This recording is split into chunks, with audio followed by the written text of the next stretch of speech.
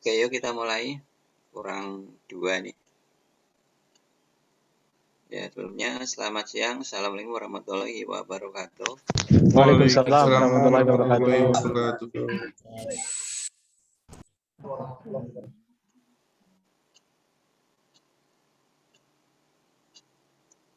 Saya absen dulu.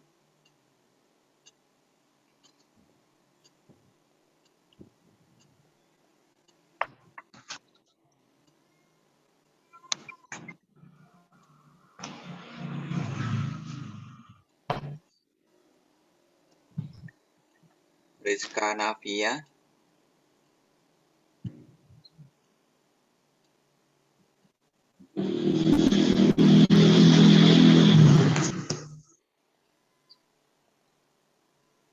Jejen. Ada, Pak. Fadli. Hadir, Pak. Oke. Maulana. Hadir, Pak. Aryawan. Ada, Pak. Aan. Hadir, Pak. Doni.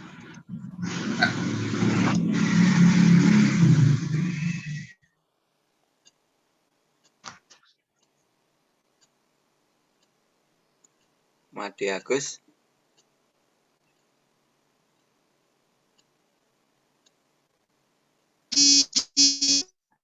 Belum ada ya.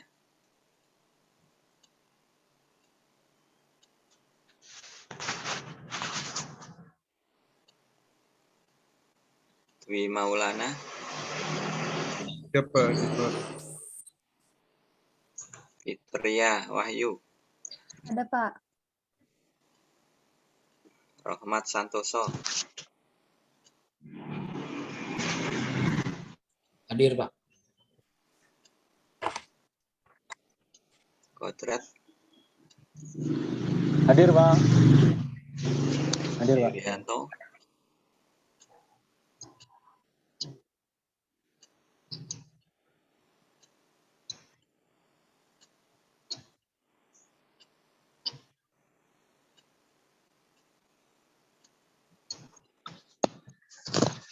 Irianto nggak ada ya?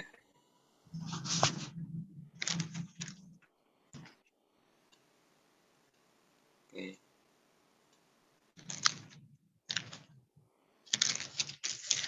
Arianto.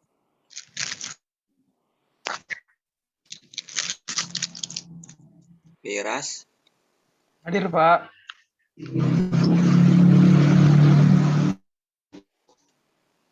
Nopa. Hadir, Pak.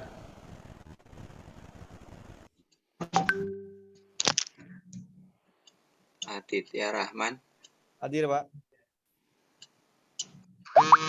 Arif Widi.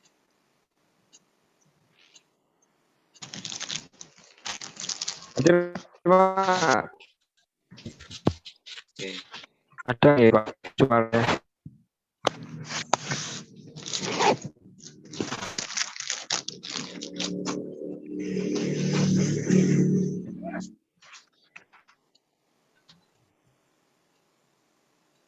Oh, ini Puji masih di waiting room sama Agus Made Agus.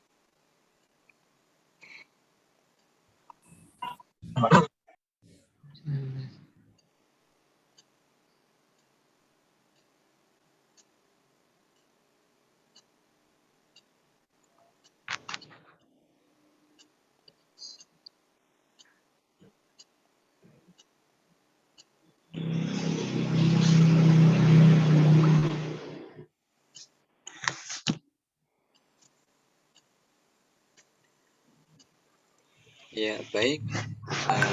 Kan kemarin kita diskusi ya. Minggu kemarin saya nggak bisa apa-apa ya. Ada diskusi, Pak, di Bismat.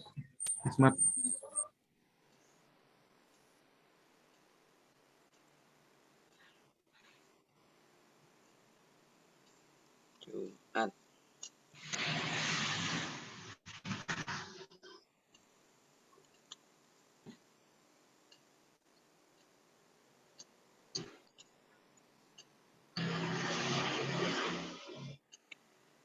Oke, baik, materinya ada 2 ini yang saya siapkan minggu kemarin dan minggu ini. Yang minggu kemarin tentang representasi pengetahuan.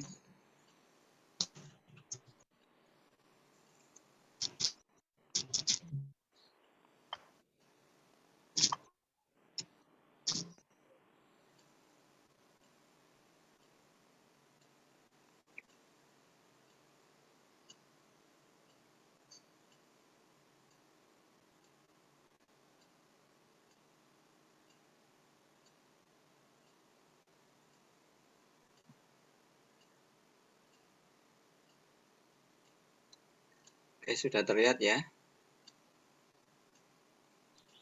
Udah, Bapak.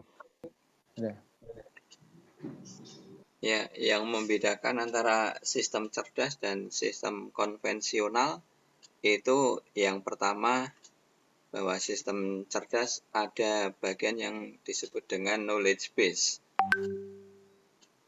atau bagian yang berfungsi untuk menampung suatu pengetahuan yang diperlukan untuk menyelesaikan suatu masalah. Kemudian yang kedua adalah bagian inference engine, mesin inferensi yang fungsinya untuk pengambilan keputusan. Ya, berdasarkan suatu solusi, apakah solusinya benar atau salah, dan kalau benar juga kalau misalnya ada faktor keyakinannya, misalnya berapa persen kebenarannya, misalnya di sistem pakar gitu. Kemudian basis pengetahuan itu suatu bagian yang berisi fakta-fakta dari sesuatu objek dalam satu domain yang telah ditentukan dan saling berhubungan satu dengan yang lain. Bisa berupa suatu ide atau gagasan atau satu prosedur yang saling berhubungan. Jadi 2 hal ini yang membedakan sistem cerdas dan sistem konvensional, yaitu adanya basis pengetahuan dan mesin inferensi. Mesin inferensi ini kenapa, Pak? Apa? Mesin inferensi maksudnya gimana, Pak? Yang menerjemahkan atau yang berkaitan dengan pengetahuan itu, Pak? Mesin inferensi itu keputusan. Ya, yang kalau mengeksekusi. Yang menghasilkan akhirnya quality control. Oh, iya, Pak. Kalau misalnya itu di Honda, ya di Honda ada apa itu service terakhir itu kan dicek-cek lagi sama bagian quality control. Iya, 1 orang itu ya, Pak ya. Ya, kalau masih ada yang kurang beres ya diberesin lagi. Itu mesin inferensi. Iya, Pak, terus. Oke, kemudian kita lihat dalam merepresentasikan pengetahuan, nanti ada beberapa yang perlu kita ketahui, yaitu yang di bagian bawah itu, basis pengetahuan direpresentasikan dengan ada logika proporsional, ada jaringan semantik, ada frame, ada script. Nah, kemudian yang mesin inferensi, ya di sini suatu rangkaian atau prosedur cara berpikir yang digunakan untuk menguji. Nah, itu menguji ya dari basis pengetahuan dengan cara yang sistematis dalam rangka menjawab pertanyaan atau memecahkan suatu persoalan, yaitu ada solusi atau tidak untuk mengambil keputusan. Ya, jadi kalau basis pengetahuan dan basis data itu bekerja bersama-sama untuk menyelesaikan masalah, apakah masalahnya sudah sesuai atau belum, ya, ada solusi atau tidak, mesin inferensi akan mengatakan nanti ujung-ujungnya itu. yaitu kalau selesai ya ada keputusan selesai, kalau tidak ya ada keputusan mungkin ada suatu error atau ada apa yang tidak bisa menghasilkan keputusan. Ya, di basis pengetahuan selanjutnya kita bicarakan masing-masing ini.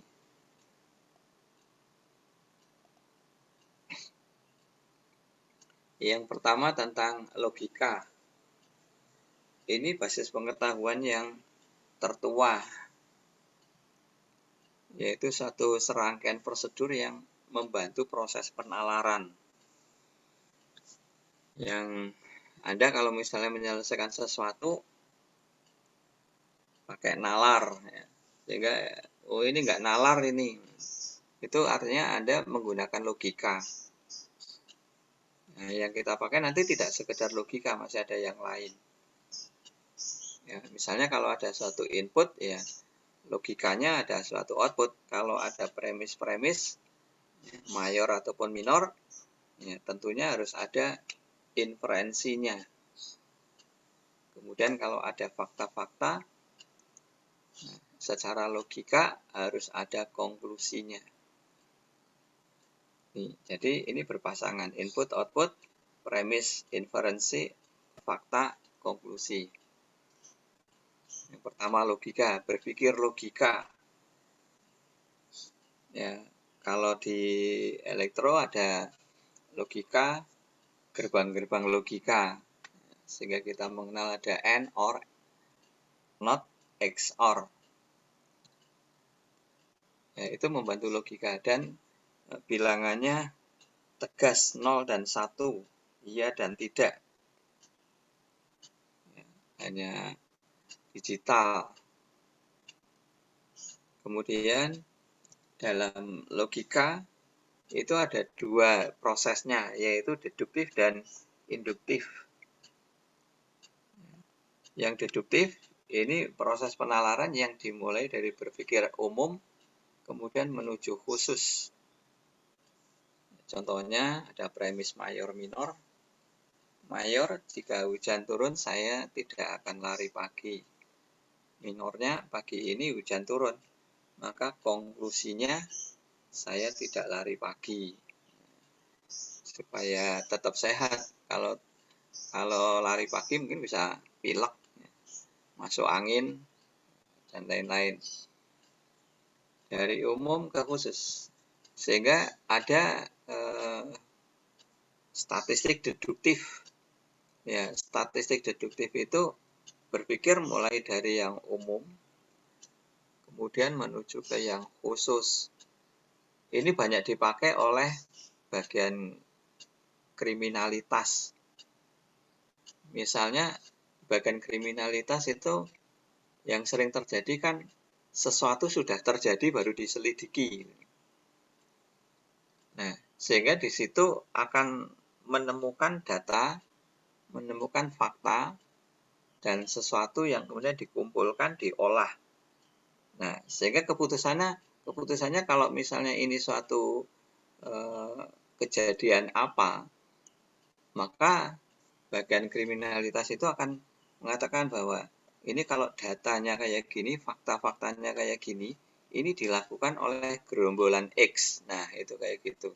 Sehingga menuju khusus bahwa secara umum fakta data terlihat, kemudian secara khusus akan menuju kepada siapa yang melakukan. Nah, itu seperti itu. Sebaliknya kalau berpikir induktif, itu dibalik dari yang spesifik menuju ke umum. Nah, ini contoh yang banyak dipakai oleh para mahasiswa. Anda kalau diajari statistik itu statistik induktif. Statistik induktif, bagian spesifik, Anda bekerja di bagian sampel. Ya, bagian sampel, kemudian nanti digeneralisasi. Nah, itu digeneralisasi maksudnya di menuju ke umum.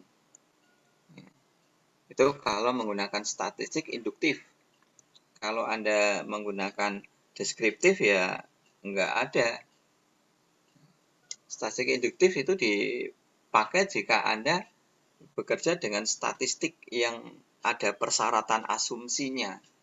Misalnya kalau Anda menggunakan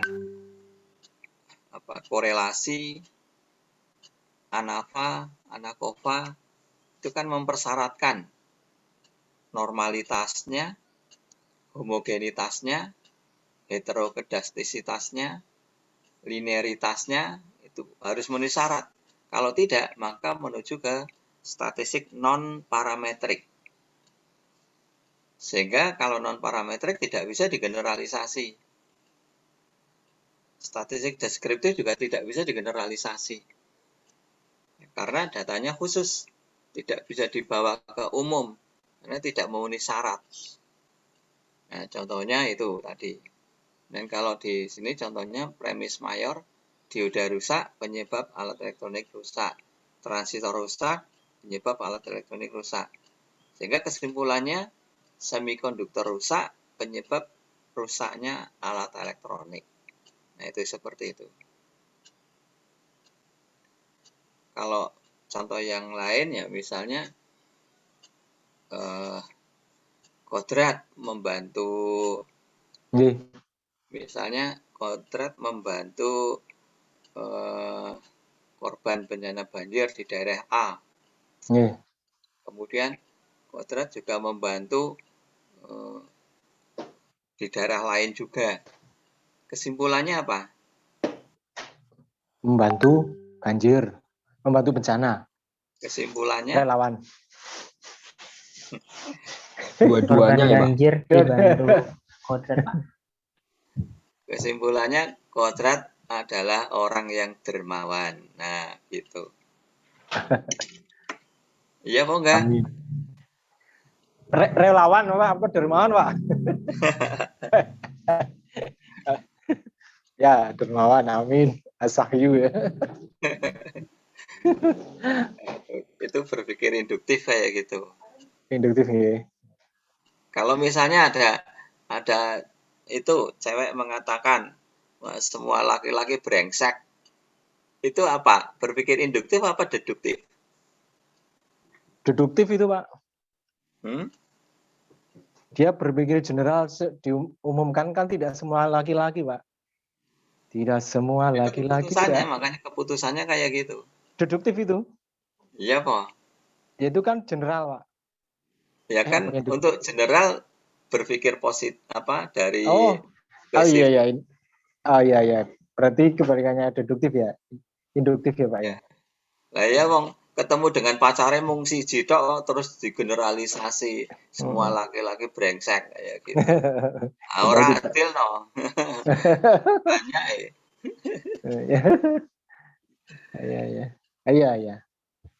Iya. Iya Pak. Itu. Nah, itu yang banyak dilakukan oleh kaum Hawa. Induktif.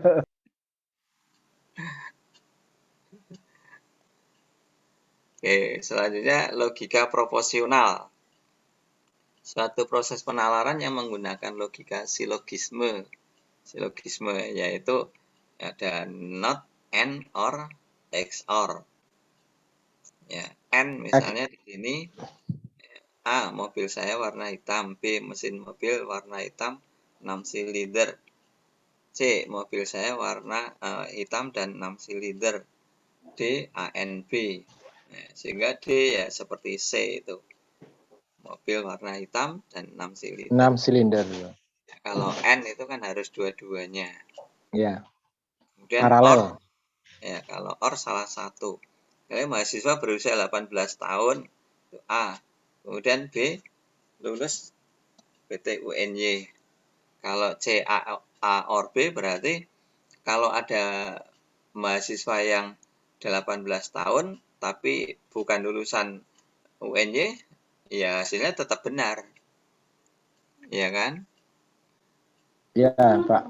Lalu kalau ada mahasiswa lulusan UNY belum tentu 18. Tidak 18, ya hasilnya satu. Karena salah satu benar, ya. Yang lain salah ya tetap benar. Ini ibaratnya kalau N itu adalah wajib ain, kalau OR itu wajib kifayah. Ya, gitu apa enggak, Ustadz Kodrat? Ya. Nggih, Pak Ustadz Haryanto. Nggih, leres. Maaf, memotong Pak Haryanto. Yo, Maaf, itu yang sebelumnya Pak, yang penerapan induktif sama deduktif, itu file yang di-download dari Bismart, terbalik ya Pak? terbalik gimana? Ya misalkan yang induktif Pak, itu dari yang umum dulu baru yang ke khusus. Tapi yang di sini kan spesifik dulu baru ke khusus. Ke umum. Induktif dari spesifik ke general. Oh, berarti mungkin background-nya salah ya? Iya, Gambarnya, yang di itu Pak. gambarnya beda nggak? Gambarnya sama Pak, hijau juga Pak background-nya Pak. Oh, mungkin yang belum tak perbaiki. Yang deduktif itu dari umum ke khusus. Umum ke khusus. Iya benar Mas. Yang di penalaran itu deduktif. Yang di Bismart Mas? Iya, yang di Bismart itu saya download itu loh, yang dari gitu? khusus dulu ke umum. Download kapan jenengan? Minggu kemarin. Saya baru download sama ini. Loh, kok bisa beda ya? Tahu nih Pak. Sama kok Pak, kalau dari saya ini sama laptop sama HP ini. Sama deduktif, ya. General ke khusus. Oh ya, berarti bisa balik dewe. Cerdas itu Bismartnya. Bismartnya balik. Ini enggak quality control ini. Ya. Lanjut Pak. Oke. Ya itu tadi. Kalau not, nah ini kalau misalnya hari ini hujan, maka not A hari ini tidak hujan. Kalau angka itu, kalau angka 0, misalnya 1, A itu 0,65, maka not A itu bukan selain 0,65 atau bukan 0, not A itu di sini adalah 1 min 0,65. Kebalikan ya Pak? Bisa dikatakan kebalikan nggak? Ya bisa sih kebalikan, tapi dalam ini beda. Kalau angka kebalikannya itu lewat itu nilai 1 itu. Ya, Karena kalau di peluang-peluang itu probabilitas tertinggi nilai itu 1. Sehingga kalau misalnya ada A 0,65, maka not A itu adalah 1 min 0,65, jadi 0,35 itu. Pak. Nanti nek mau tanya kok bisa kayak gitu, ya tanya wong matematika. Itu berarti merunut ke asal mulanya. Kita tidak mempelajari sampai ke situ, kita terima saja. Itu ada XOR, ada XNOR ya Pak? Kalau di digital ini masuk nggak XNOR enggak Pak? Sampai XOR itu enggak? Enggak, sampai hanya ini aja. Oh enggak. Oke, kemudian ada list. Di sini list itu adalah suatu daftar. Di sini serangkaian objek tertulis yang saling berhubungan berdasar jenis, kategori, dan atau kelompok. Ya, berdasarkan jenis, kategori, atau kelompok. Contohnya ada objek A, B, C. Lalu objek A ada lagi subobjek A1, A2, A3, dan seterusnya. B juga demikian. Nah, misal di B3 juga bisa saja ada lagi B31, B32, B33, dan seterusnya. Ya, persis kalau Anda misalnya membuat suatu daftar. Kalau kodrat ya membuat anggaran belanja untuk membangun. Nah, itu kan diklasifikasikan, dikategorikan. Ya. Pasangan, misalnya pekerjaan pasangan batu bata, pasangan keramik gitu, itu kan pasangan itu. Boleh. Ya itu. Di breakdown itu Pak. Ya. Dan kaidah produksi atau prosedural. Ini kalimat yang menggunakan antecedent dan konsekuen, atau bahasa mudahnya itu if then, jika maka. Ini juga bisa dipakai nanti untuk di logika fasi ini. Jika apa, maka apa. Ini menggunakan kaidah produksi. Oke, ini seperti list ini.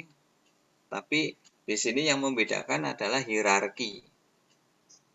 Ya kayak pohon itu disebut sebagai jaringan pohon itu karena ada batang, ada tangkai, ada cabang, ada ranting, ada daun. Nah, di sini ada objek A, ada objek A1, ya, ada objek A2, objek A3, tapi di sini A1, A2, A3 itu merupakan proses hierarki.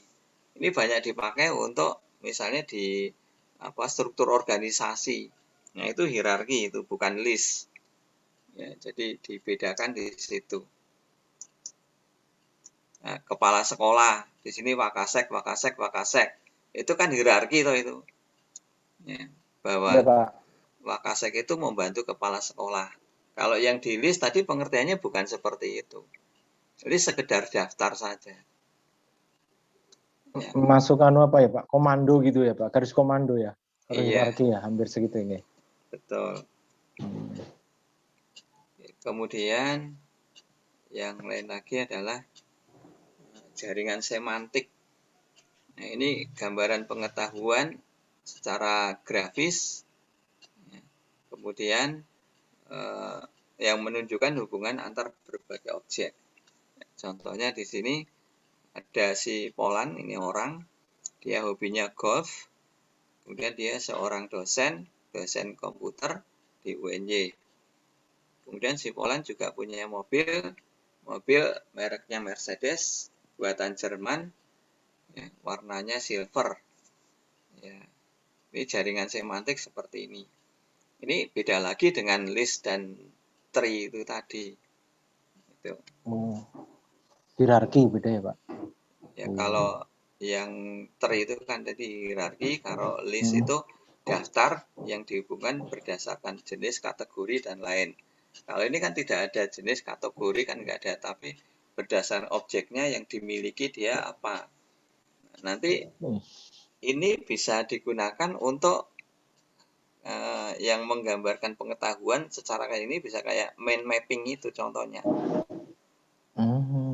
Mind mapping di tengah kan ada sesuatu objek yang paling utama. Krusial, krusial. Main. Dia misalnya kalau ke arah motivasi, ya, motivasi terus apalagi, kalau ke arah apalagi dia seperti apa. Jadi kayak gitu. Jaringan semantik. Kemudian ada struktur frame.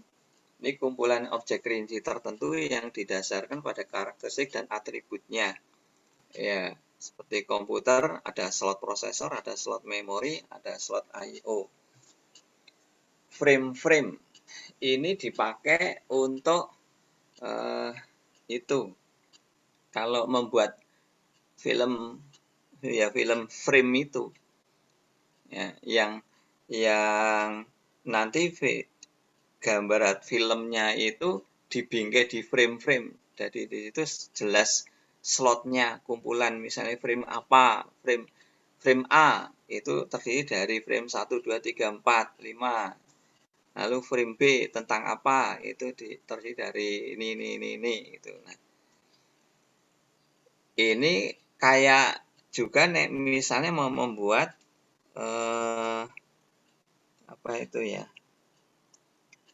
media pembelajaran, ya, tentang sesuatu yang ingin dibuat, frame-nya itu yang ingin dibuatlah media apa kayak gitu, itu harus jelas. Misalnya di bagian tengah ini adalah nanti bentuknya kayak apa, kemudian di bagian pinggir itu ada navigasi, ada penjelasan dan seterusnya. Ya. Contohnya seperti itu. Jadi bisa menggambarkan suatu pengetahuan. Kita kembali pada ini representasi atau cara-cara yang dapat digunakan untuk menampilkan pengetahuan. Kemudian ada struktur script, serangkaian objek yang menggambarkan urutan peristiwa. Ini kalau contoh di situ, ya, menggambarkan adegan-adegan di suatu restoran, mulai dari pelanggan memasuki restoran, kemudian duduk di meja nomor N, pelayan menyodori menu lalu pesan makanan dan seterusnya hingga meninggalkan restoran. Nah, yang model skrip ini banyak dipakai oleh itu produser, pembuat film. Makanya istilahnya skrip. Jadi para artis itu dikasih skrip-skripnya itu. Naskah ya Pak ya. Iya, naskah tapi naskah yang sudah dipotong-potong itu. Jadi nanti si A itu dapat skripnya ini, si B dapat skripnya ini, kayak gitu. Itu diambil dari naskah gitu loh. Jadi yang dihafalkan oleh artis itu ya yang sudah diberikan ke dia.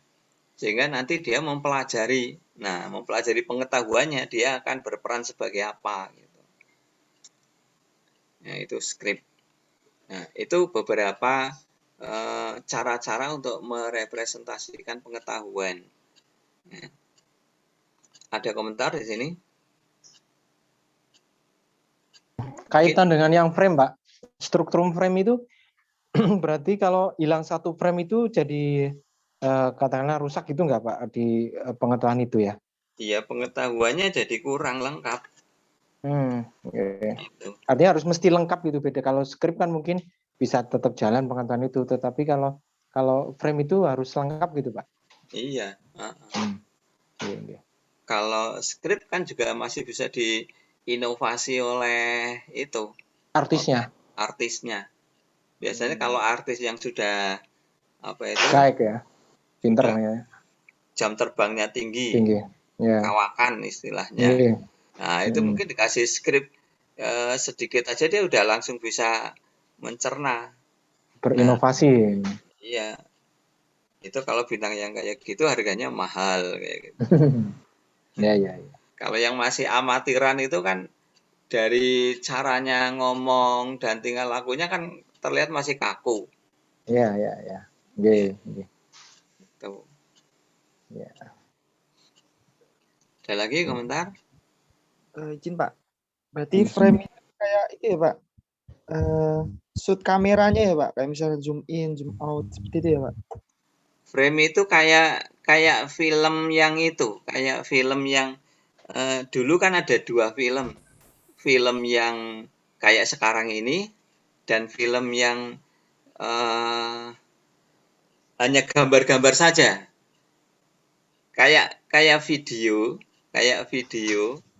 Stop misalnya motion. video Bukan stop motion, Pak. bukan kayak video lagu-lagu misalnya, Iya. tapi filmnya bukan menggambarkan videonya, lagunya itu, tapi Latar. hanya semacam gambar terus nanti sampai berapa detik ganti gambar lagi, berapa detik ganti gambar lagi. Jadi itu istilahnya film frame. Misalkan ada Pak, video lagu nostalgia gitu, berubah-ubah itu gambar-gambar itu, Pak. Iya, nanti kan ada kalau yang ada gambarnya, yang gambarnya tidak hanya satu. Umumnya kan gambarnya satu, hanya Ya. di bagian cover sampai selesai ya lagunya ada 10, 20 sampai berapapun hanya satu cover saja. Nah, tapi kalau misalnya ada gambarnya banyak, nah itu nanti berupa frame-frame. Jadi gambar mati, film mati itu istilahnya gitu loh. Kalau yang video berjalan itu kan film hidup gitu. Itu. Nggih. Baik, Pak. Tapi sekarang kayaknya memang ya hanya di lagu-lagu kayak gitu contohnya. Gitu. Lagu nostalgia itu. Ya biasanya gitu karena dulu belum ada. Taman-taman. Andaikan dulu ada rekaman videonya kan mungkin sudah elek banget itu, nggak bisa di apa perbaiki lagi gitu. Iya. Ada lagi?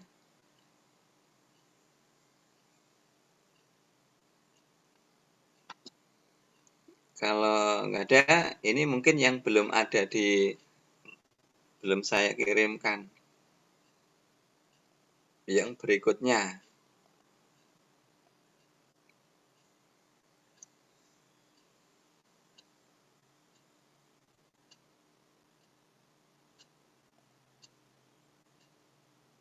teknik pencarian atau searching.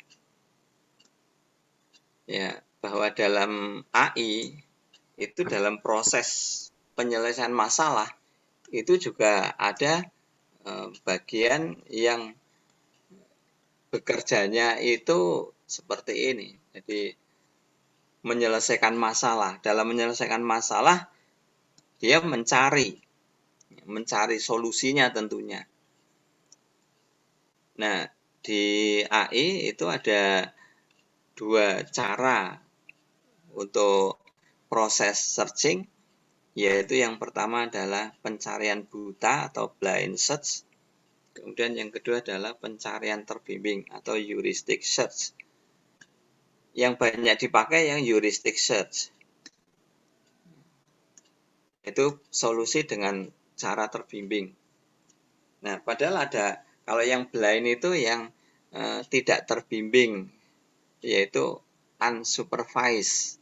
Kalau yang terbimbing itu yang supervised. Contohnya kalau Anda pergi dari tempat A ke tempat B, kalau Anda memanfaatkan jasa Google Map, itu namanya Anda terbimbing. Sehingga Google Map itu akan menyajikan alternatif jalan dari titik A ke titik B. Dan Google Map itu juga sekarang udah cerdas. Karena dia bisa memberikan tidak hanya satu solusi jalan dari A ke B, tetapi lebih dari satu. Gimana? Kotor pernah menggunakan Pakai Google Map? Waduh Pak, sampai belasak-belasak ya Pak. Nah, ya. Pernah sampai kuburan yang jelas ya. Sampai kuburan itu Pak. Saya tuh pulang dari jalan di daerah Kebumen kalau nggak salah itu Pak. Terus sama di Boyolali itu. Ah itu. Ya Google Map-nya nggak tahu apa bisa jadi Pak. Datanya yang kurang apa ya, masuknya apa ya dari Google Map sehingga apa namanya alternatif jalannya malah ya Pak kurang sip gitu Pak. Kapan itu? Itu saya Patazia di Boyolali Pak, sekitar 2 atau 3 tahun yang lalu, 2 tahunan kan, 2 atau 3 tahun yang lalu itu. Mungkin kalau di daerah pegunungan itu datanya nggak valid itu. Paling iya Pak, nggih. Sampai ke mana-mana itu. Iya. Mengikuti itu alur alternatifnya. Pak. Iya Pak, alternatifnya ini. Wah. Tapi dia tidak memberikan satu alternatif toh, biasanya ada 2 alternatif atau 3 gitu. Tentunya ini Pak, tentunya karena itu memang karena di daerah satu memang rodo pelosok itu Pak. Itu alternatif jalannya itu ya hanya Pak, satu. Inggih Pak, betul Pak. Oh ya, nah di kota kan banyak alternatif. Leres Pak, nggih betul. Di kota leres alternatif ada, dan kalau sekarang kan tahu titik merah macet ini ya perlu kita hindari misalnya seperti itu bisa. Iya. Cek ya. Kuning merah gitu. Ya itu Google Map-nya juga cerdasnya kan itu digunakan untuk misalnya merahnya itu berapa senti di jalan itu gitu ya, di map itu. Itu sudah di skala sehingga bisa digunakan untuk pewaktuannya itu.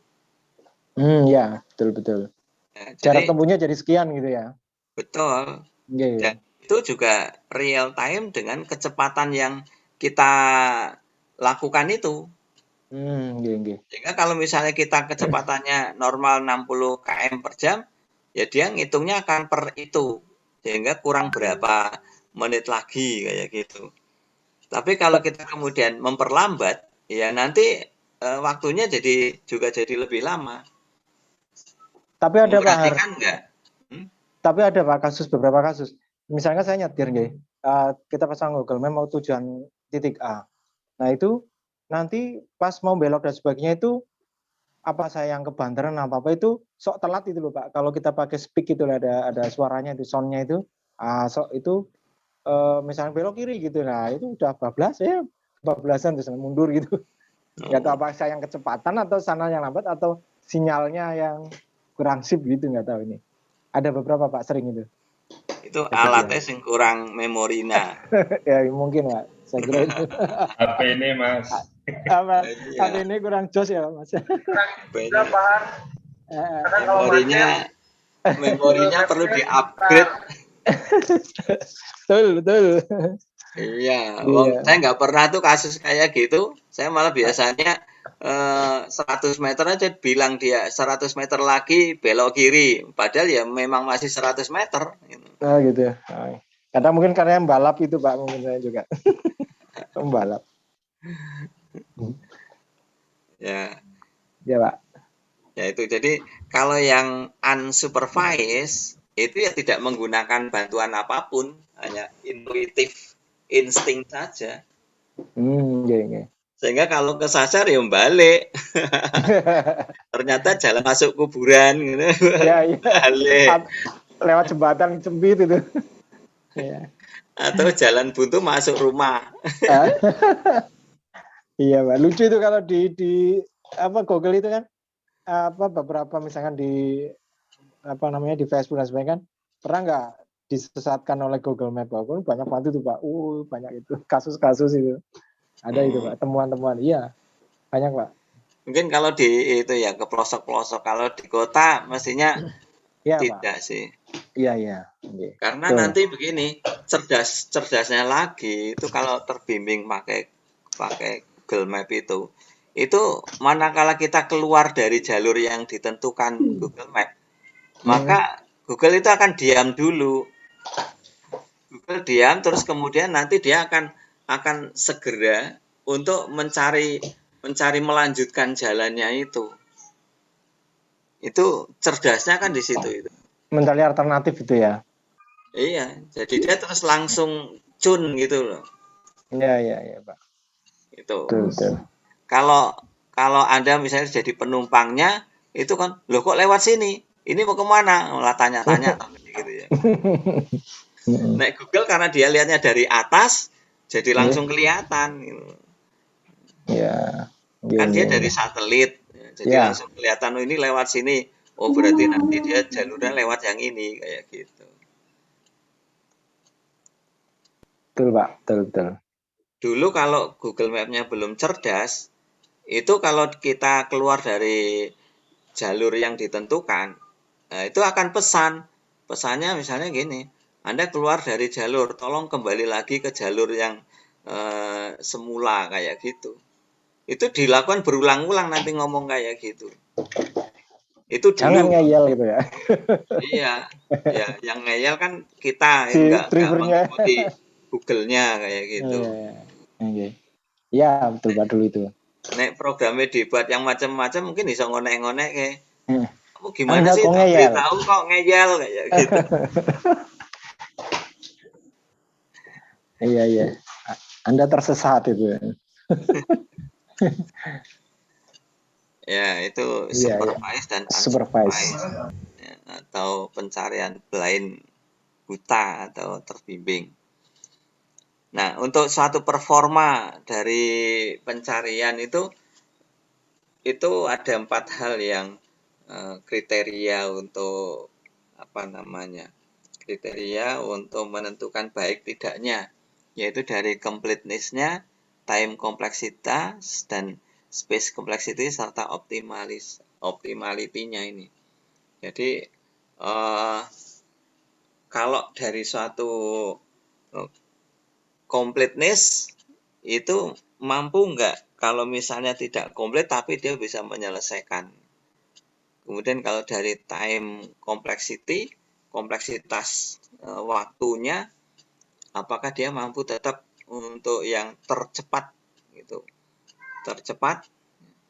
Kemudian kalau space itu tercepat, terpendek. Tercepat itu time, space itu terpendek. Jadi keadaan ruang itu ya. Jadi mencari sesuatu yang jalur terpendek. Itu kan Google Map mencari alternatifnya yang terpendek loh itu. Iya Pak, terpendek ya. Iya. Jadi ada alternatif lain, tapi kan langsung real time dihitung, sehingga yang di recommended-nya adalah yang terpendek, gitu. Nah karena yang recommended itu bisa tidak hanya satu, makanya Google menampilkan tidak hanya satu, yaitu bisa 2. Kalau memang alternatifnya bisa lebih dari satu. Tuh, kalau di kota banyak alternatif, kalau di pelosok ya tidak ada alternatif. Tuh, jadi kalau jalannya jelek ya itu disarankan oleh Google. Oke, kemudian nah di sini nih completeness, teknik pencarian heuristik merupakan suatu strategi untuk melakukan proses pencarian secara selektif dan dapat memandu proses pencarian yang kemungkinan sukses paling besar. Nah, sukses paling besar yaitu dari sisi waktuan, kemudian keadaan, ya. Jadi kadang-kadang ya dengan informasi yang tidak lengkap dia bisa mempunyai keputusan tetap.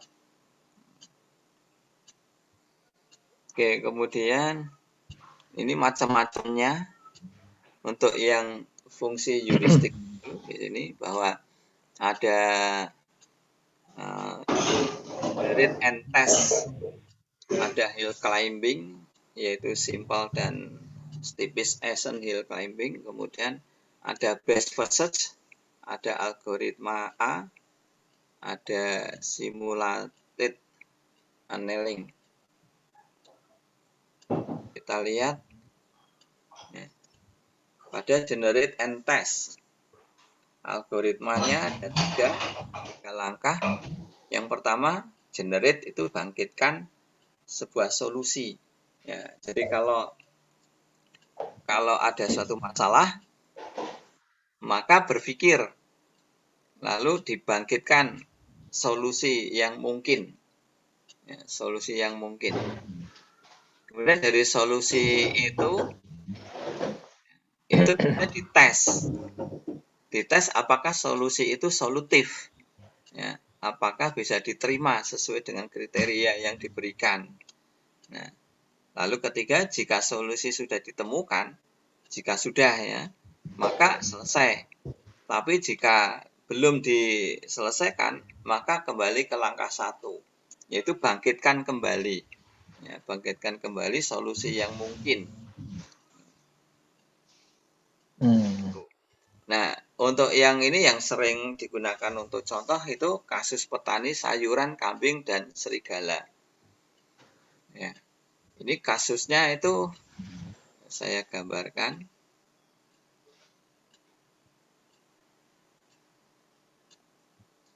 Ya, kasusnya ada seorang petani, dia punya sayuran, dia punya kambing, ya, ini sayuran es, dan dia punya serigala.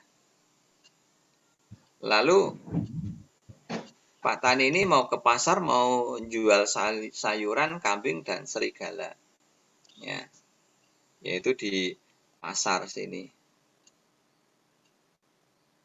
Nah, dalam perjalanannya menuju pasar, dia harus melewati sungai. Nah, sungai ini ada rakit rakitnya ini ada ketentuannya karena kecil hanya mampu untuk membawa dua hal. Nah, kalau di sini petani sayuran, kambing, serigala, maka misalnya Pak Tani dengan sayuran. Jadi tidak bisa kambing dan serigala dibawa bareng, nggak bisa. Itu catatannya. Ya, atau petaninya membawa kambingnya saja, sayuran dan serigala ditinggal dulu di tepian sini. Ya, ini tepian A misalnya, di sini tepian B. Jadi kalau petaninya bawa sayur kemudian diletakkan di sini, lalu balik lagi untuk mengambil yang lain untuk diletakkan di sini, lalu kembali lagi membawa yang lain letakkan di sini. Ya. Nah, itu kendala yang pertama, hanya boleh membawa satu.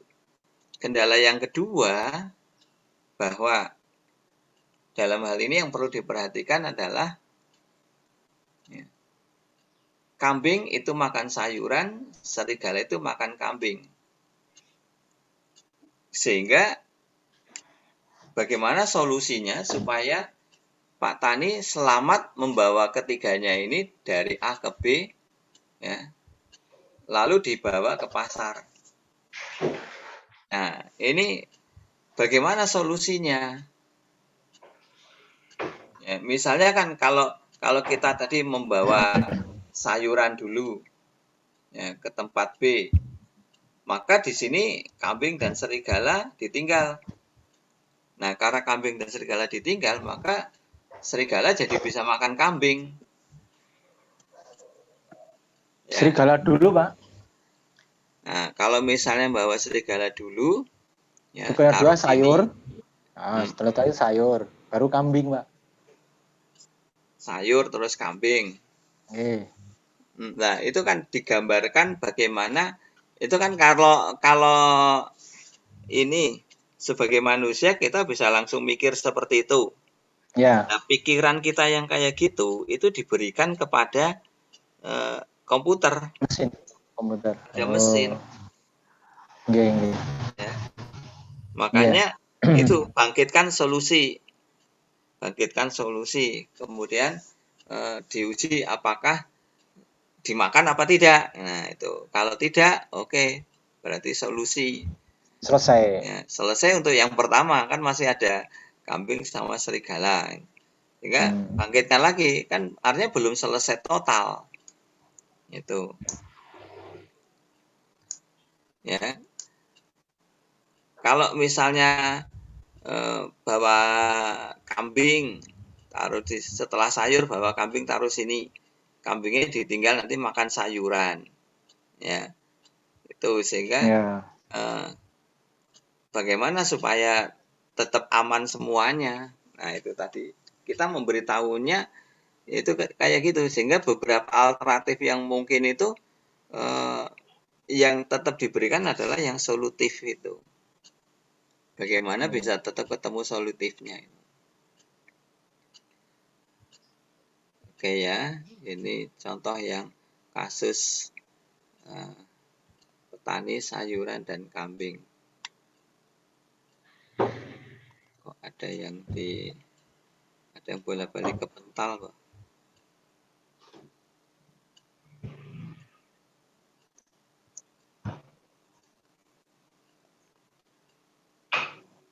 Ya, selanjutnya hill climbing.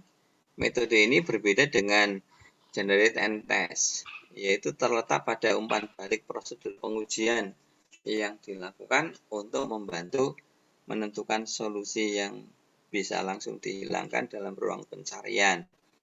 Ya, kayak generate and test, tapi setelah melakukan maka supaya beban komputasinya ringan, maka jalan yang sudah dilewati itu dihapus jejaknya. Oleh karena itu, pembangkit keadaan berikutnya sangat tergantung pada umpan balik dari prosedur pengetesan. Ya, jadi kalau misalnya belum solutif, lalu apalagi yang dibangkitkan berikutnya? Jadi ini kayak mendaki bukit, ya, hill climbing.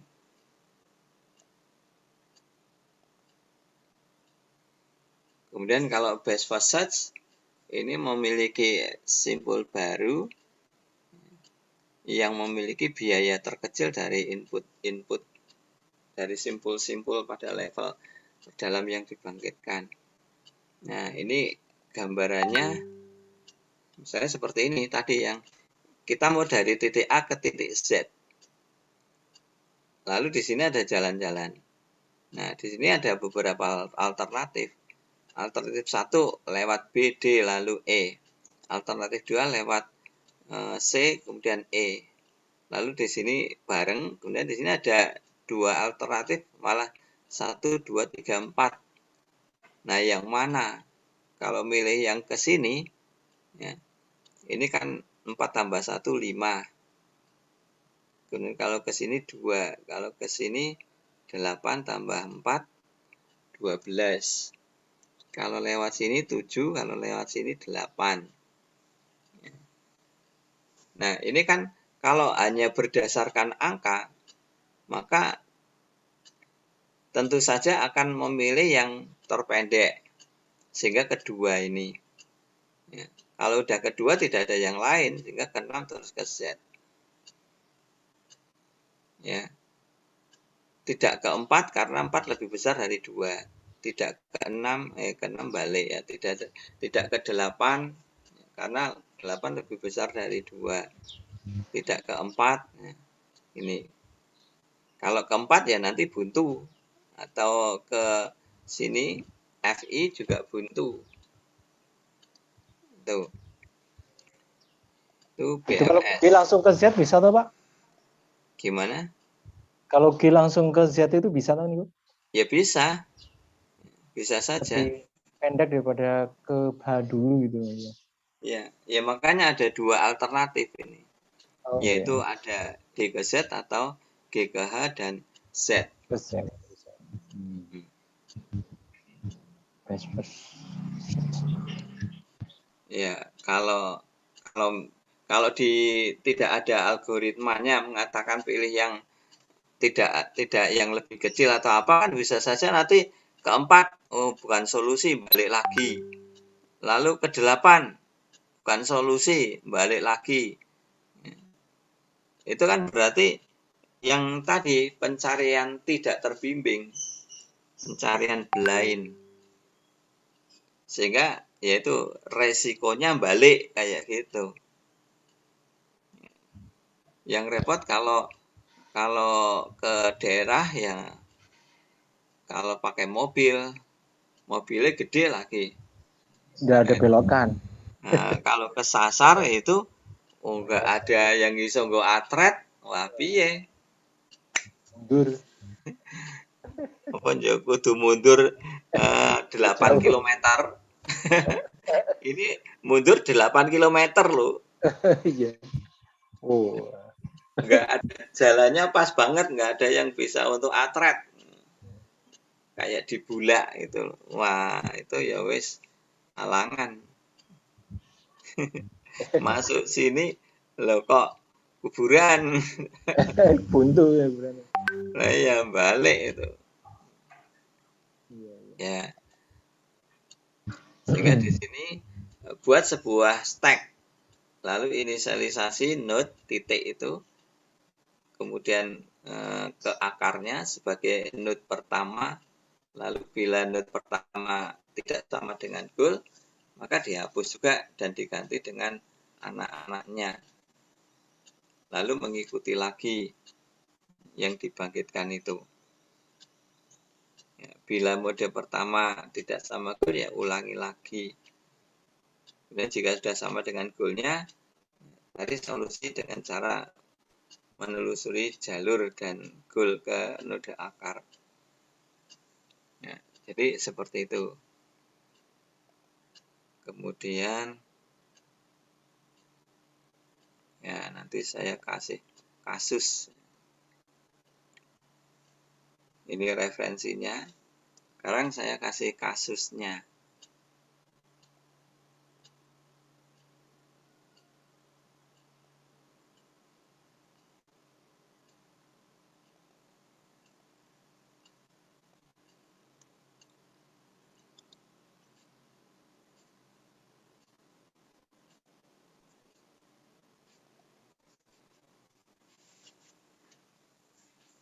Kasusnya asal.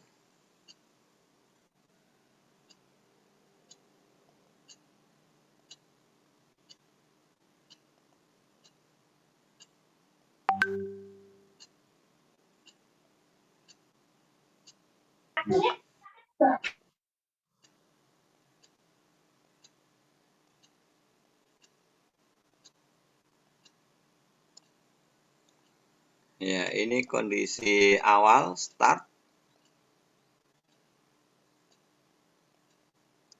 Kemudian menuju goal. Ini permainan puzzle. Ini kan mau puasa, biasanya puzzle laris untuk menunggu waktu.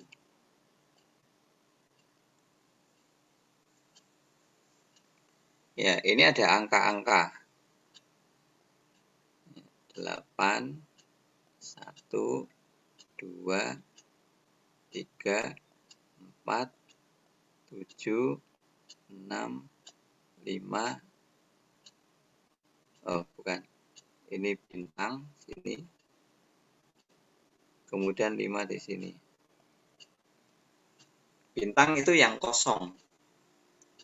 Yang digunakan yang bisa bergerak kemana-mana. Kalau misalnya di sini dia bisa bergerak naik ke kanan atau ke kiri. Ya, kalau dia berada di titik 4, maka dia bisa ke atas, ke bawah, ke kanan, dan ke kiri. Nah, kondisi startnya seperti ini. Kondisi goalnya adalah 1, 2, 3, 4, 5, 6, 7, 8. Bintangnya ada di tengah. Ini targetnya. Nah, siapa punya komentar cara penyelesaiannya?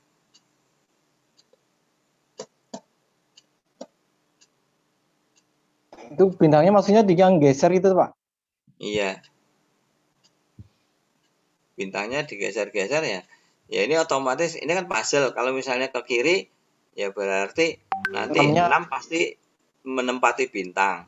Kalau ke kanan, 5-nya menempati bintang. Bintangnya jadi lukir kayak gitu. Bintang itu kosong maksudnya. Ayo, siapa yang punya solusi? Izin Pak, saya Pak. Yuk.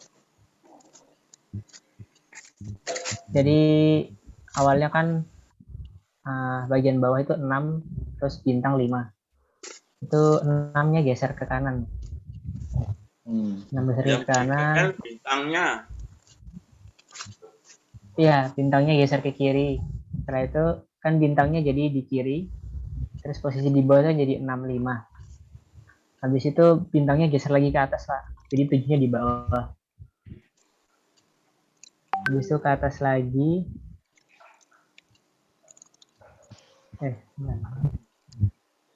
Kalau atas lagi 8-nya di bawah. Terus habis itu dia geser ke kanan. Jadi kan 1 di sebelah kiri. Nah, tinggal jadi dia berputar gitu. Terus gimana? Bintangnya ke kanan lagi, 2-nya di tengah. Iya, seperti itu. 3-nya ke bawah, 3-nya ke atas. Muter, Pak. Muter, Pak. Terus? Ya, bintangnya ke tengah jadi Terakhir bintangnya ke tengah. Terus 2-nya sebentar. Bintangnya masih ke kanan. Ke kanan. Terus 3-nya naik. Nah, nanti bintangnya di baris kedua, kolom ketiga, itu kan sudah di atas 1, 2, 3, terus di tengah itu 4 sama bintang. Nanti tinggal digeser bintangnya ke kiri. Gitu. Mungkin gitu, Pak. Iya, benar. Terus kalau Anda memberikan perintahnya ke komputer gimana?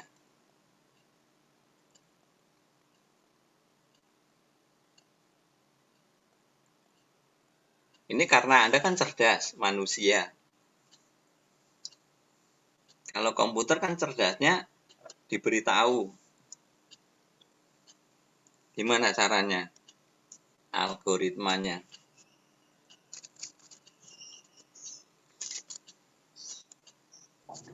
Bangkitkan sesuatu yang mungkin. menggeser angka genap, kemudian ganjil, genap, ganjil, genap, ganjil. Ini untuk kasus ini. Kalau universal. Ya.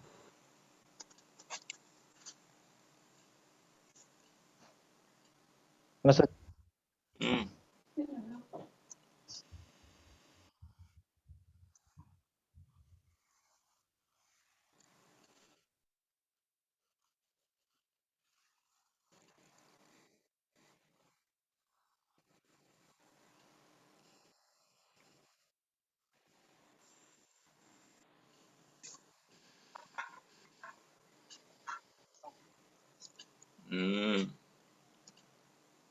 Ada lagi?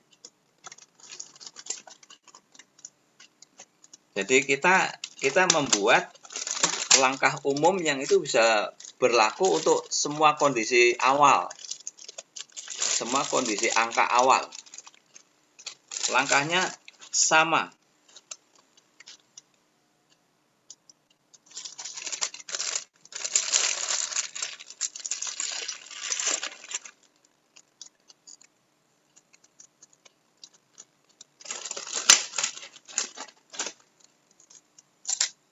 Ayo.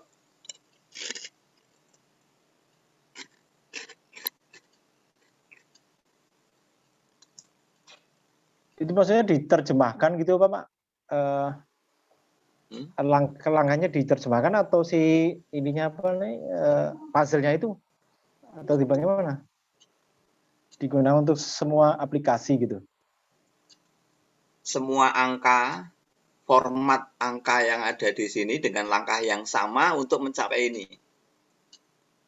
Kan kalau kita memberitahu kepada komputer, memberikan ilmunya, kayak tadi yang menyelesaikan itu ilmunya apa? Bisa menyelesaikan kayak gitu.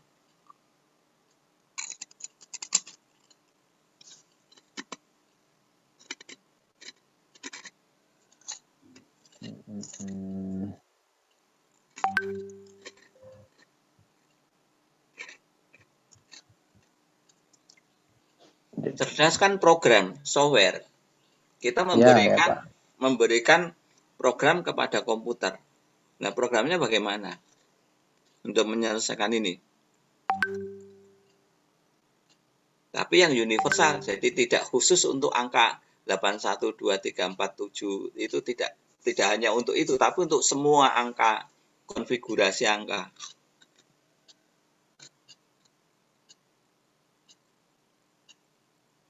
Kalau ini dibuat inisial nggak bisa ya Pak? Pakai inisial gitu? Ya, ini awalnya bangkitkan gimana?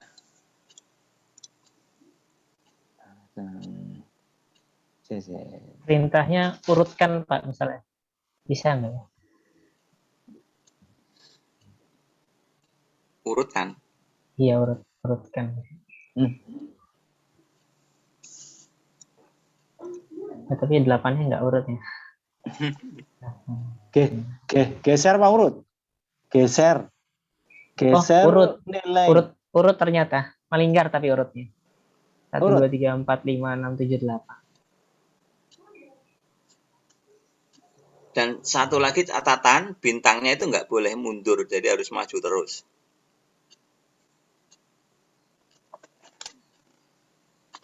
Misalnya geser ke 6, terus nggak jadi, terus mundur nggak boleh, jadi harus maju terus. Geser ke angka 6. Oh ya.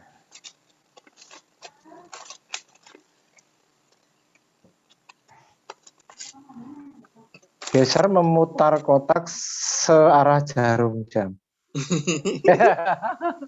Iya Pak. Hingga yang muter itu loh Pak, secara jarum. Komputernya ngerti kok. Nah, nanti dikasih tahu harus ke kanan. Gini Pak. Maju ke depan.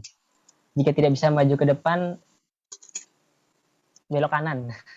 Gitu.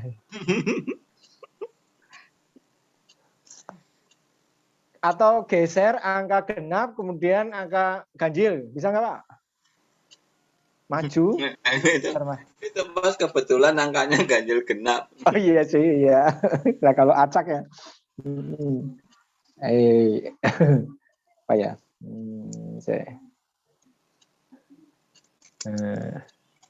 Gimana nih?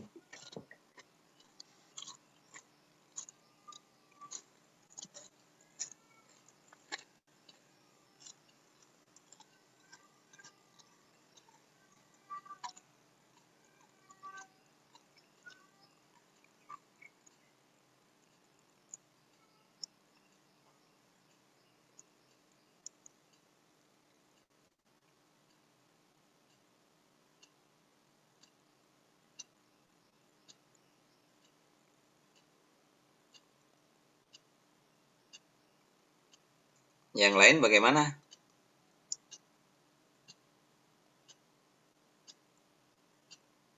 Izin Pak. Hmm. Kalau diperintahin kayak map tadi gimana Pak? Bintangnya tujuan jalannya harus seperti ini. Misalnya satunya di situ, duanya di situ, sampai ke depan di situ, gimana Pak? Kayak yang itu jalur-jalur tadi.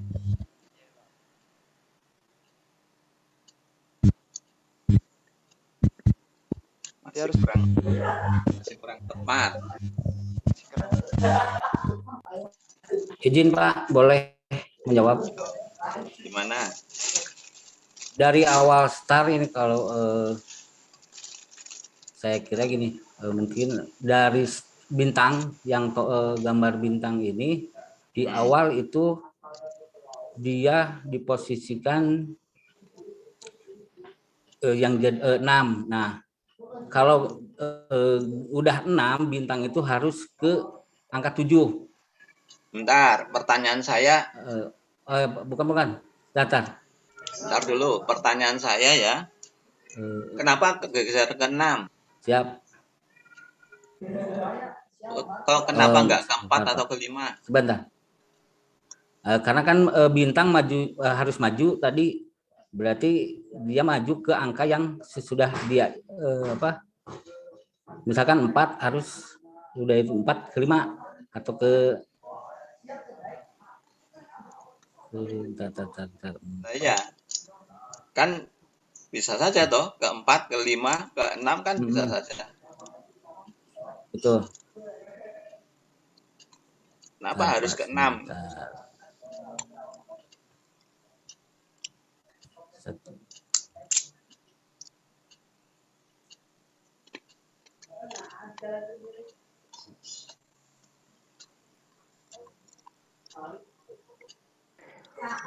Bintang untuk menuju ke tengah harus mulai geser ke kiri, Pak. Menuju atas. Nah, ya kenapa seperti itu? Diperintah supaya bintangnya itu posisinya berada di tengah. Jadi nanti angka seberapapun dia akan menuju ke tengah gitu, Pak. Lah ya, ini kan karena Anda sudah tahu, Iya. sehingga bergeraknya ke kiri. Iya. Anda belum Pertanyaan tahu gitu. saya, kenapa nggak ke atas atau ke kanan gitu loh? Kenapa ke 6? Oh, gitu ya. Oh, mencari jalan terpendek. Tahunya gimana?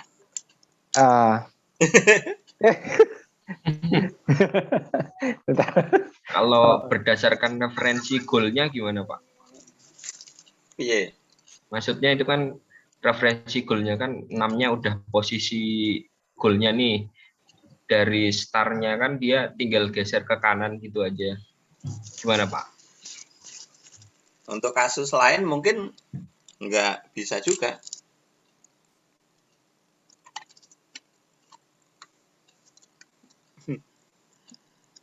Oke, nggak ada lagi yang itu saya beritahu nanti. Saya coba sekali lagi. Hmm. Jadi bintang ini masih perintah ya, nanti ada catatan di belakang. Jadi bintang maju ke depan, jika mentok maka bintang ke kanan. Terus jika tidak mentok maka tetap ke depan. Dengan catatan nomor 5 tidak bisa dipindahkan. Dan Nggak titik boleh depan. balik loh. Iya. Dan titik depan awal bintang sebelah kiri. Gitu, Pak. Itu tadi kalau jika tidak balik masih salah. Kan dia makanya ke kanan, Pak. Jadi dia nggak balik itu. Lah kalau harus balik, jadi kayak di chat gitu. Jadi perspektif arahnya kita arah bintang. Jadi awalnya itu bintang menghadap depannya ke sebelah kiri. Jadi kan dia maju terus. Nanti mentok pasti kan ke kanan.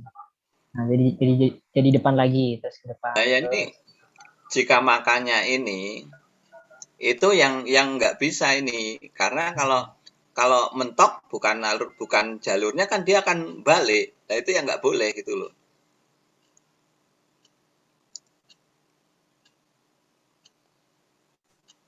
Kan kondisinya mesti itu, kalau tidak bisa ya mesti balik jadinya. Padahal nggak boleh balik.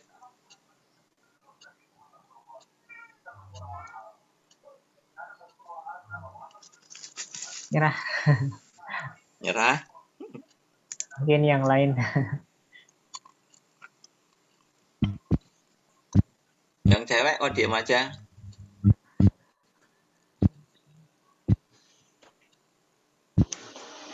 Ya Pak, menurut saya kita bikin aturannya dulu, kayak 6 digeser ke kanan, jadi bisa muter.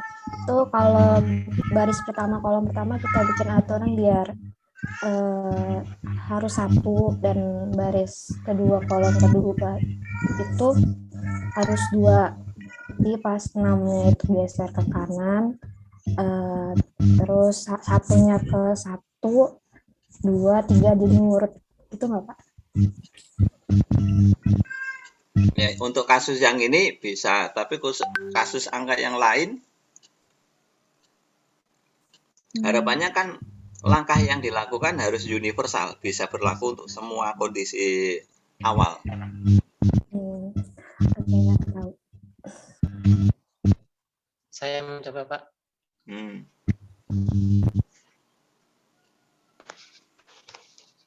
Itu kalau saya lihat itu angka selain angka 5 Pak, digeser ke kanan putar gitu Pak. Tapi yang nomor angka 5-nya tetap tidak berpindah.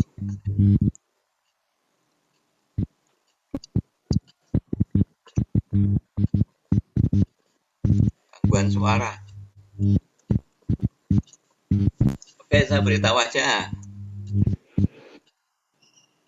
Langkah pertama itu tadi algoritmanya, bangkitkan. Ya, bangkitkan solusi yang mungkin.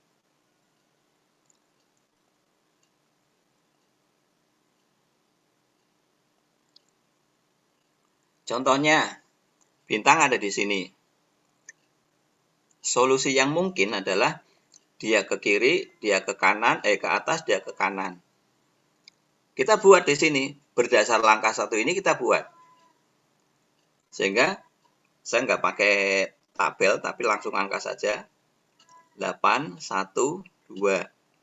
Ini kalau yang ke kiri ya. Kemudian 7, 4, 3. Kemudian bintang 6, 5. Kalau yang ke atas 8, 1, 2, 7, bintang 3. Kemudian 6, 4, 5. Dan kalau ke kanan 8, 1, 2. Kemudian 7, 4, 3. 6, 5, bintang. Ya, jadi ini ke kiri, ini ke atas, ini ke kanan. Bangkitkan solusi yang mungkin. Itu kan solusi yang mungkin, toh? Iya enggak? Bentar Pak, itu kok ke atas Pak? Saya yang ke atas gimana itu Pak? 812 kok ke atas? Pripun Pak? Bintangnya kan ada di sini. Lihat enggak? Diatur pergerakan bintangnya Pak. Nah ya, kan yang digerakkan bintangnya. Kalau bintang di bawah, kemungkinan yang bisa digerakkan kan ke kiri, ke kanan, ke atas toh? Iya Pak. Iya, iya. Hasil dari algoritma ini kan ini. Iya enggak? Iya Pak. Ke kiri 812. Kalau ke kiri 6-nya pindah jadi di tengah. Kalau ke kanan 5-nya pindah ke tengah. taruh ke atas, kan 4-nya pindah ke bawah. Iya, Pak. Udah paham? Ya. Oh, ini maksudnya yang ke kiri itu 6, yang bintang 65 itu ke kiri bintangnya, terus 6-nya jadi di tengah menduduki yang bintang itu toh, Pak? 812-nya tetap gitu toh? Berarti kita mengatur pergeseran bintang ya, Pak? Ya, iya kita, lihat kan yang kita geser bintang. Kan Anda naik tadi dari sini ke sini kan yang digeser bintang toh. Anda kan menjalankan kosongnya itu, bintang itu kosong. Iya, Pak. Anda kan nggak mungkin akan menggeser 81 lukir kan nggak mungkin, karena nggak ada kosongnya.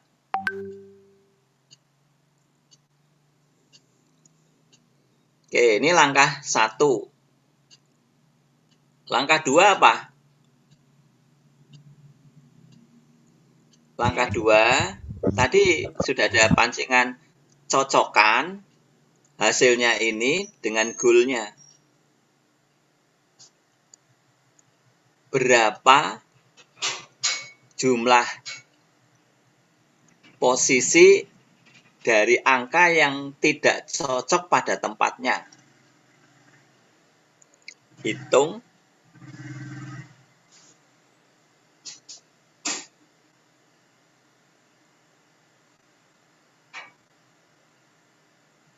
ya, hitung jumlah angka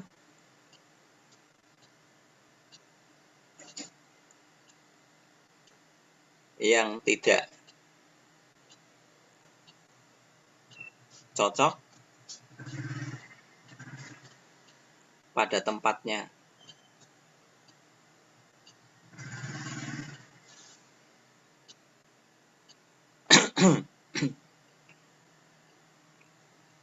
Kita bandingkan 812, 743, 65. Bandingkan dengan ini. Yang cocok kan 65 toh? Yang lain cocok nggak? Tidak sesuai tempatnya, Pak. Berarti yang tidak sesuai berapa yang ini? Ada 6 angka. 6. Yang ini berapa?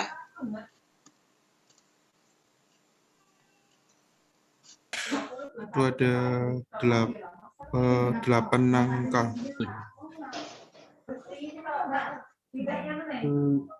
7. Yang kanan berapa? 7. Yang ini? Kanan 8, Pak. Berapa? 8.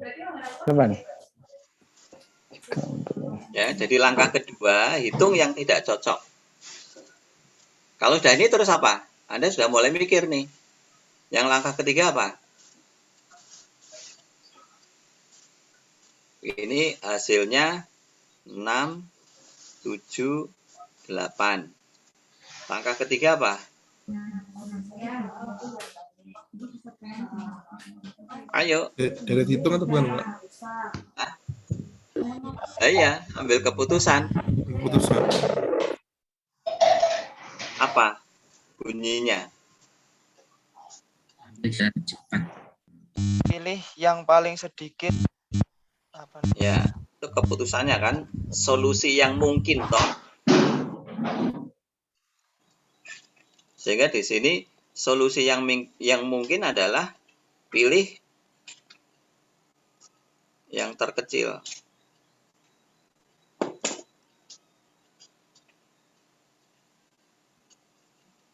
Dari langkah 2 ini.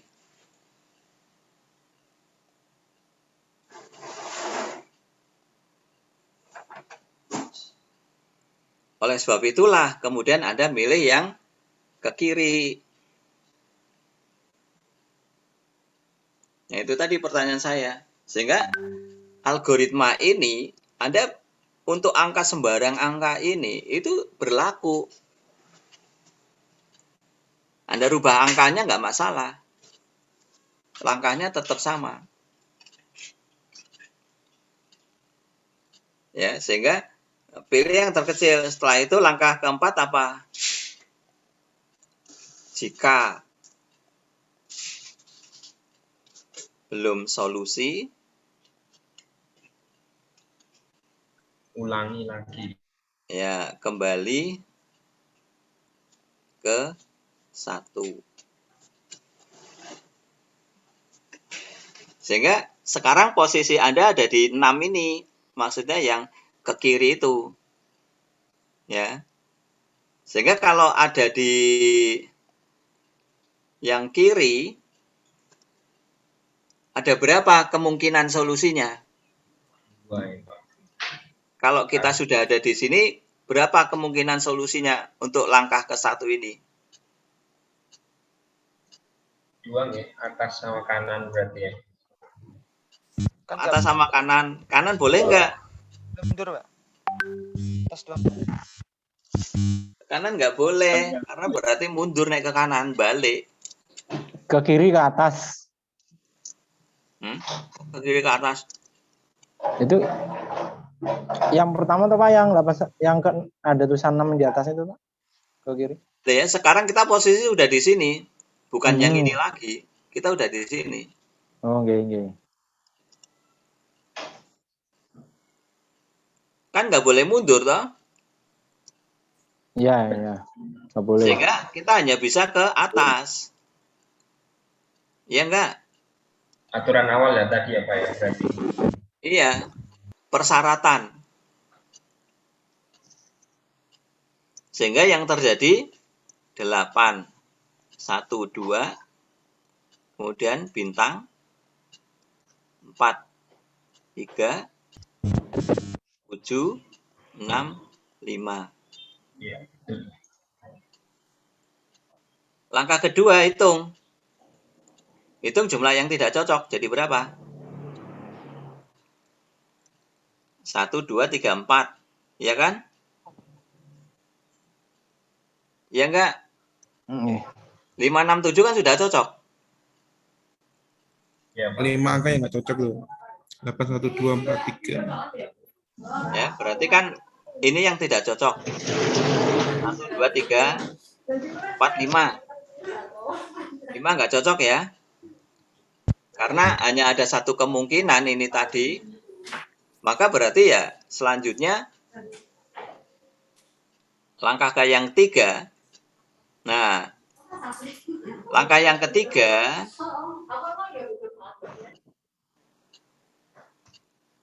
kita pilih tadi yang bergerak ke sini. Lalu sekarang posisinya yang ini. Ini sudah sesuai apa belum dengan ini? Itu yang keempat ini. Jika belum solusi, maka ulangi langkah ini. 1. Langkah 1. Sehingga di sini posisi bintang sudah di tengah. Di tengah maksudnya tengah sebelah kiri. Ada berapa kemungkinan di sini? 2 ya Pak. 2, yaitu ke atas dan yang ke Iya, Ke kanan. Nah, kita gambar kalau yang ke atas berarti Bintang. 1, 2.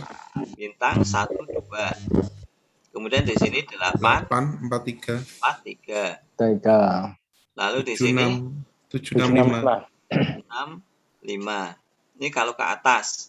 Kalau ke kanan 8, 1, 2, 4, kemudian bintang 3. Bintang 3. Lalu 7, 6, 5. Langkah kedua, hitung. Yang ini berapa? Ini tidak sesuai. 1, 2, 3, 4, 4. 4 angka tidak sesuai. 1, 2, 3, 4. Ini 4 tidak sesuai yang ini? Itu ada 5 angka yang tidak sesuai. 5. Langkah ketiga, Pilih yang terkecil. Berarti kita pilih ini kan? ke atas. Langkah keempat, ini dicocokkan dengan goal. Sudah cocok belum? Belum. Belum, berarti ulangi lagi langkah 1. Langkah 1. Ya. Nah, langkah 1 ulangi lagi, berarti bangkitkan solusi yang mungkin. Nah, ini kalau di pojok sini bintangnya ada berapa langkahnya? 1. 1, hanya maju yaitu ke sini. Nggak boleh mundur. Ya. Nah, begitu seterusnya. Jadi kalau hanya ada 1 kayak gini, nanti ada 1 ya sudah hanya itu tok. Tapi kalau ada 2 seperti ini atau ada 3 kayak tadi, jadi kalau di sini ini ada 2 yaitu ke kanan atau ke bawah. Ya, kalau di sini hanya bisa maju saja. Kalau di sini ya bisa ke kiri atau ke bawah. Itu. Ya, begitu. Sehingga ini yang disebut dengan langkah universal itu, 1 2 3 4. Untuk menyelesaikan puzzle. Dan langkah ini yang disebut dengan trial and success. Coba-coba tapi itu sukses. Kalau Anda kan tadi, kenapa ini kan sebetulnya Anda sudah tahu yang kayak gini, cuma nggak bisa ngomong gitu.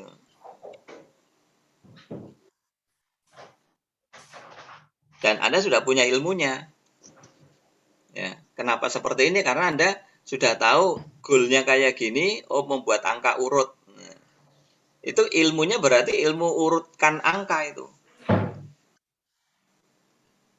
Dan tidak bisa dipakai untuk general gitu, Pak. Yang mana?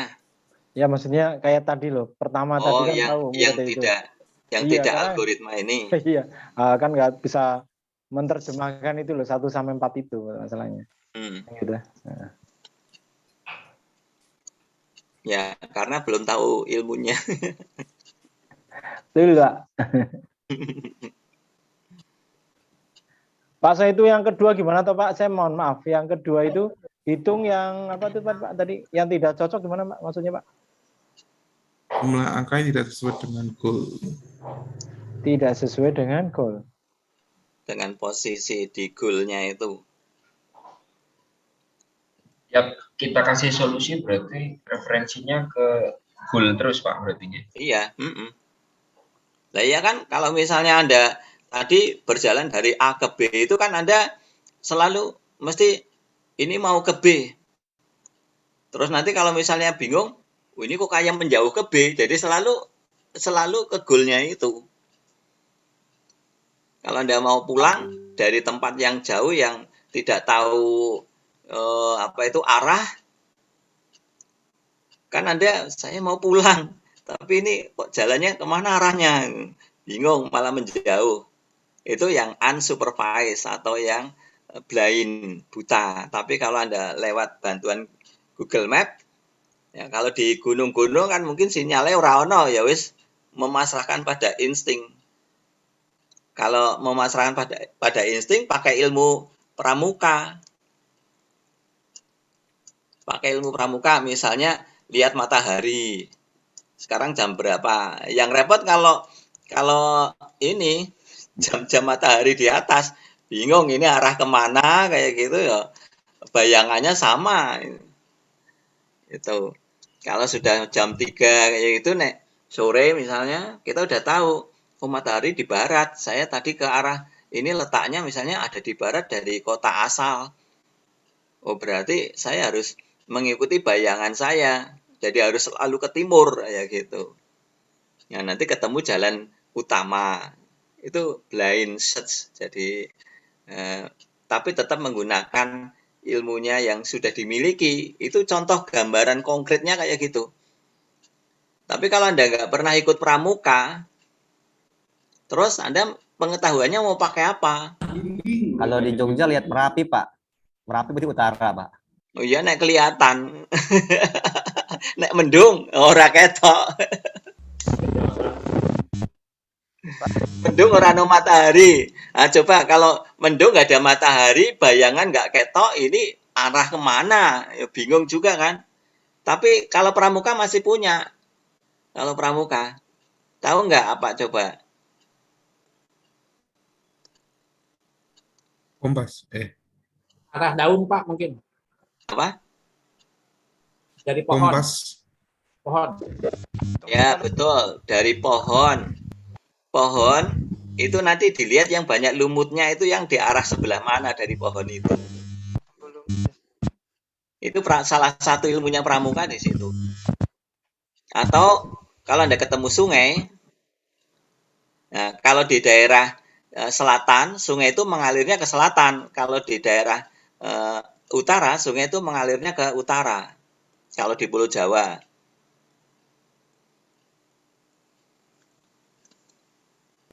Ya, kalau Anda bawa kompas sudah siap-siap ya nggak masalah. Kalau HP nggak ada sinyal, kompasnya berfungsi nggak? Ada yang udah nyoba? Kalau nggak ada sinyal, kompasnya berfungsi nggak? Siapa yang sudah nyoba? Kalau itu Pak, saya pernah di gunung itu biasanya tetap Pak. Jadi dia deteksi di tempat ada sinyalnya. Artinya nggak ada sinyal, kompasnya masih bisa kerja?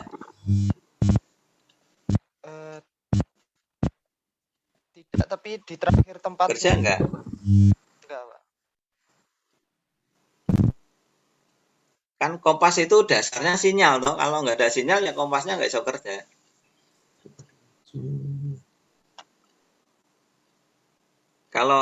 Kalau misalnya nggak ada kompas, nggak ada sinyal, nah itu kalau pramuka mestinya udah siap-siap bawa silet yang baru. Nah, silet yang baru itu kalau ditaruh di air, maka silet itu akan mengarah utara selatan. Kalau nggak percaya silakan diuji coba. Silet yang baru loh.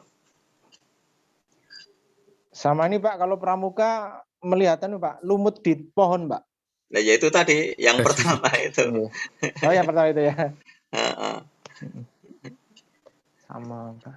Ya, artinya silet ya, kita pakai itu basis pengetahuan yang sudah jadi data. Itu yang kemarin saya bilang bahwa suatu ketika basis pengetahuan itu akan menjadi data jika sudah digunakan untuk suatu solusi. Nah, itu.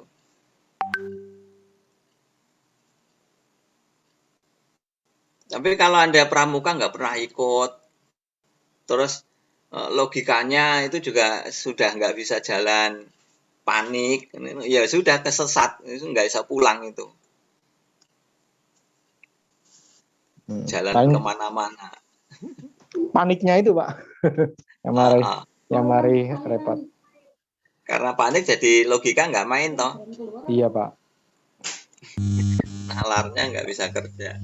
Pak, izin bertanya. Oke, saya kira itu. Terus tolong yang tadi puzzle coba untuk tugas dibuat ininya. Anda masing-masing buat dengan angka awal yang beda. Angka awal yang Anda bangkitkan sendiri. Anda buat angka acak sendiri. Ya. Itu nanti bisa loh, kalau angkanya ngawur itu bisa sampai 10 halaman itu enggak solusi. Enggak rampung. Cuma kotaknya sama ya, Pak? Sama, langkahnya sama. Jumlah kotaknya kalau mau 4x4 juga boleh.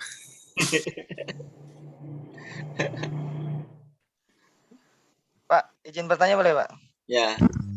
Itu kan misalnya yang kita kerjakan itu kan hitung yang pilih yang terkecil dari langkah ya Pak, misalnya 6, 7, 8 tadi ya Pak. Nah, nanti kalau misalnya kejadian misalnya 44 atau angkanya itu acak, tadi Pak bilang kemudian hasilnya itu sama semua atau enggak ada solusi gitu Pak.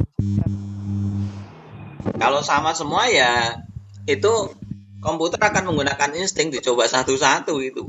Berarti dicoba antara kanan kiri acak gitu ya Pak?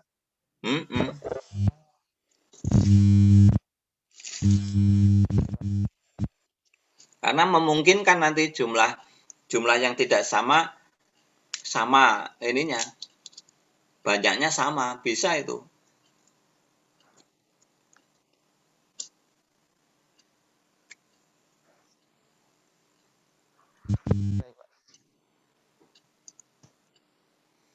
Oke ya, tugasnya hanya itu. Yuk minggu depan dipresentasikan.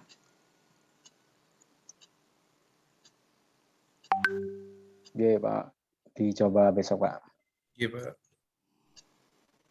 Pak, Oke, itu materi yang Bapak terakhir di Basement belum ada ya, Pak? Yang tadi untuk kayaknya belum, karena nanti saya upload di Bismat. oh, nggih. Itu kaitan dengan nanti algoritma itu, toh, Pak? Yang tadi. Oh, nggih. Kalau yang Oke, Pak. coret-coretan nggak masuk karena itu saya menggunakan layar di ini, annotate.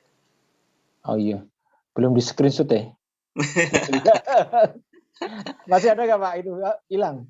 Oh, wis hilang ya. Aduh, ya. Tanya Saya sing moto, saya udah moto Mas, nanti saya ke. Oh ya, siap. Di grup ya, Mas. Ya. Makasih matur suwun, Pak Roman. enggak di share neng grup ora iso maca.